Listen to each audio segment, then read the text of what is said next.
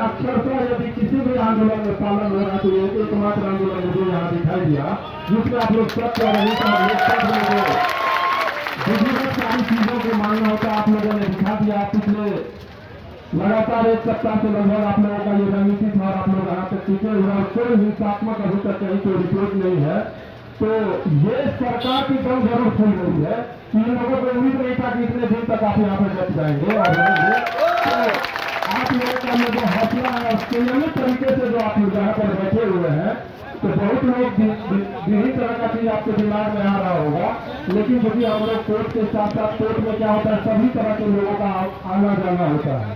तो वहां से जो रिपोर्ट मिलता है तो इस आंदोलन को मीडिया के माध्यम से या अन्य सोर्स से पता तो चला है कि आप लोग आंदोलनकारी यहाँ पर बैठे हुए हैं।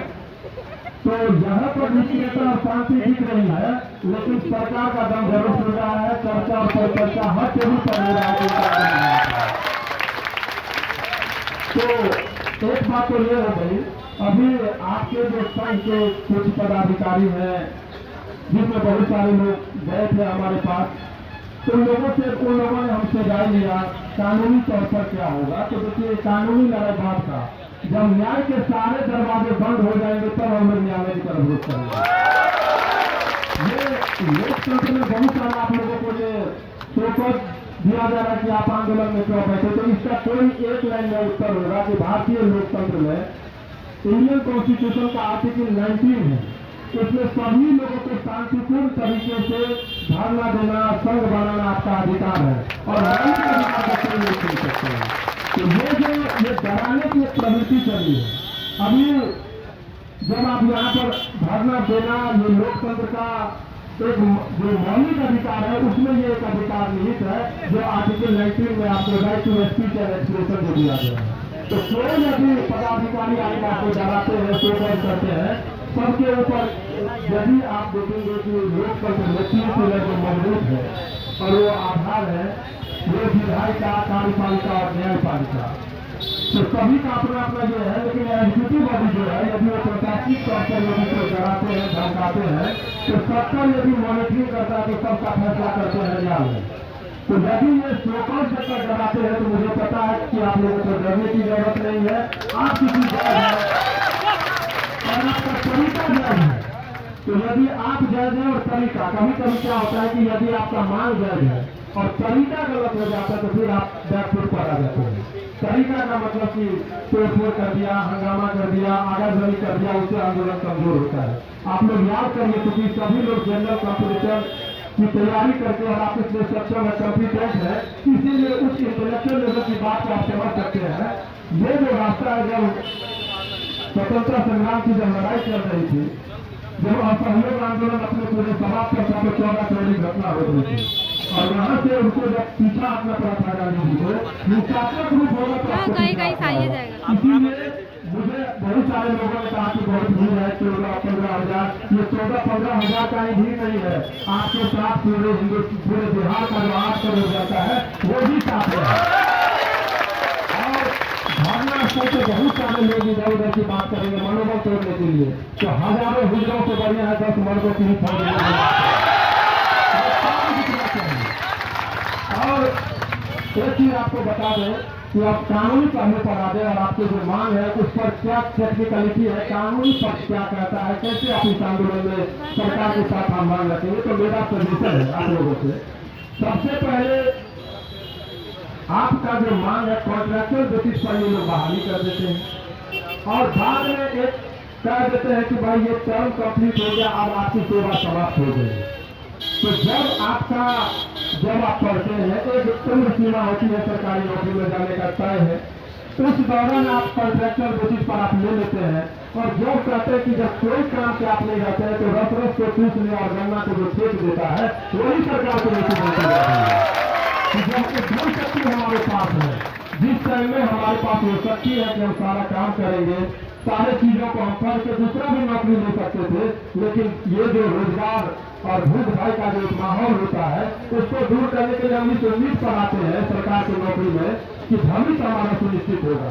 यहाँ तो वर्तमान हमारा दिख रहा है कि अभी आप हमको सैलरी पर रखिए, लेकिन जहाँ ऐसी वर्तमान का कोई महत्व नहीं है जहाँ भविष्य अधिकार में दिखाई दे रहा है।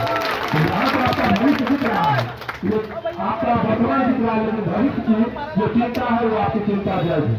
अब इस लड़ाई को लड़ने का दो तरीका होता है। एक जो आंदोलन होता है, आंदोलन सरकार पर एक मानसिक रूप से दबाव देता है, और वो दबाव कब होता है जब उसको ये लगता है कि इससे हमारा वोट प्रभावित होगा।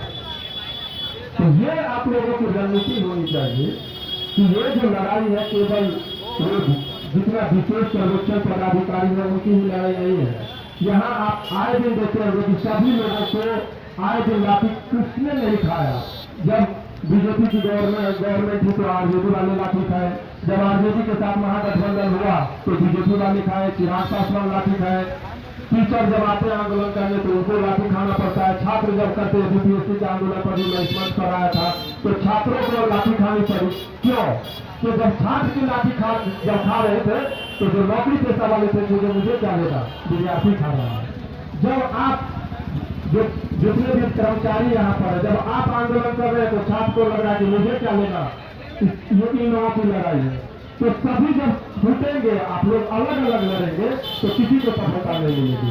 इसीलिए ये जो लड़ाई है, ये जितने भी कॉन्ट्रैक्चुअल बेसिस पर बिहार सरकार ने जो नियोजन किया सभी की लड़ाई है, और उससे जुड़े जितने बिहार के जितनी जनता है उसकी लड़ाई है। ये एहसास आपको कराना होगा, और ये एहसास जब आप कराएंगे तो निश्चित तौर पर सरकार की अभी दम खुली है और कुछ दिन में उनका कलम आपको फेवर में चलेगा और सिग्नेचर आपके साथ चलेगा।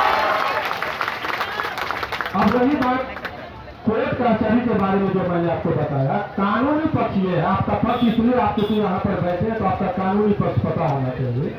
कॉन्ट्रैक्चुअल बेसिस पर ये सरकार बहुत दिनों से पहले ये रणनीति चल रही थी कि कॉन्ट्रैक्ट बेसिस पर बहाली कर दो और परमानेंट करना न पड़े, कम पैसे में लोगों को ज्यादा से ज्यादा लोगों से काम लिया गया।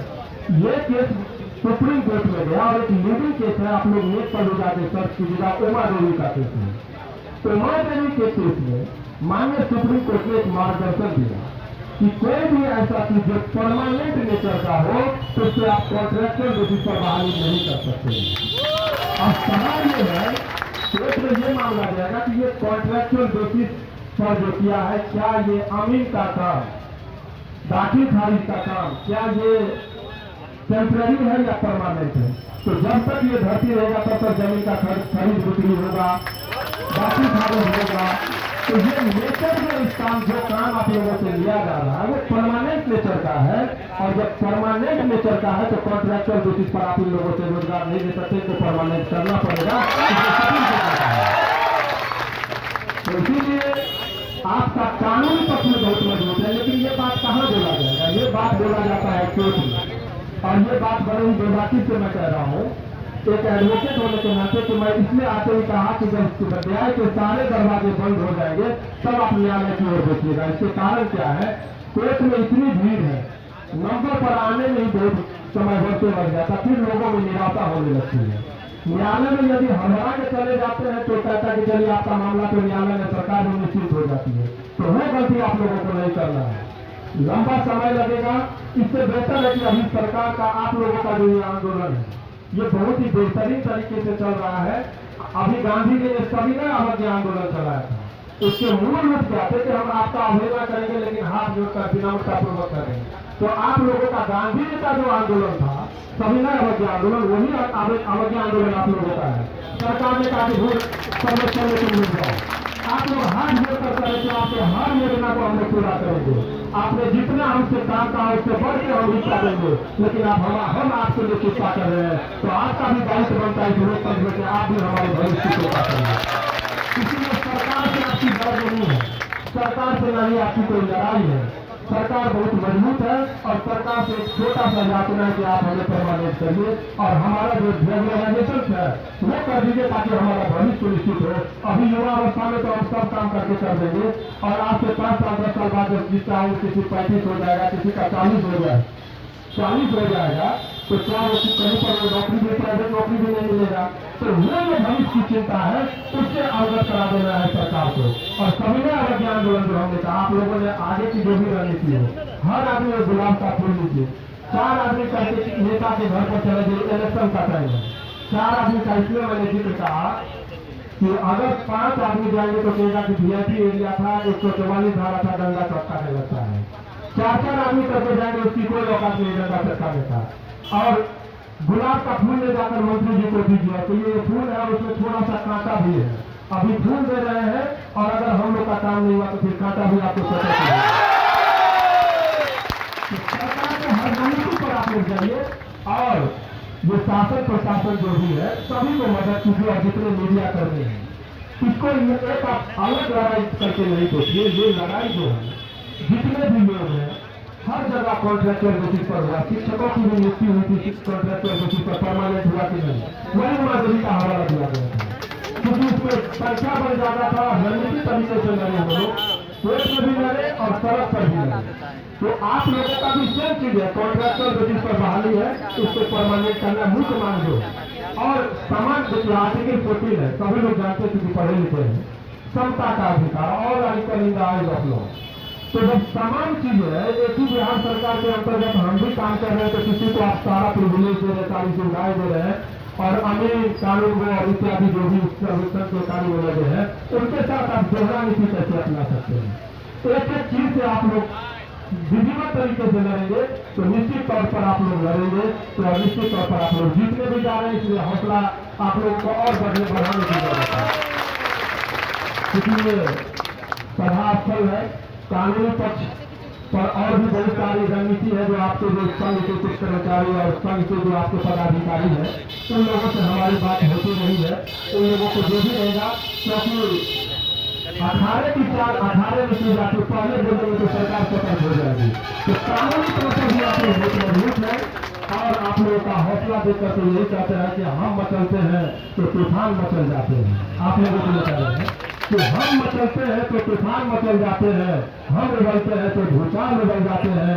हमें बदलने की कोशिश मत करना है सरकार, हम बदलते हैं तो इतिहास बदल जाता है। यहाँ पर इतिहास बदलने के लिए है और मुझे पूरा उम्मीद है कि आप लोग का ये जो एकता है, यूनिटी है और संयम, मैं बार बार संयम पर इसलिए कह रहा हूँ कि हर लोग आते हैं मुकाबले पर में 2-4 लाठी खाते चले जाते थे, कोई किसी का साथ नहीं देते हैं। ये नौबत नहीं आनी चाहिए। लंबा लड़ाई लड़ेंगे। गांधी जी ने सत्य और अहिंसा में कभी शॉर्ट पड़ने का कहा लड़ेंगे तो ये लड़ाई आज 1-2 दिन आप लोगों का यदि ये उम्मीद है कि मांग पूरा हो जाएगा वो गलत है। रणनीति लंबी होनी चाहिए और संयम रहना चाहिए। निश्चित तौर पर आप जीतेंगे। इसी के साथ अपना बात को विराम देते हैं। बहुत बहुत धन्यवाद और सलाम भी करते हैं।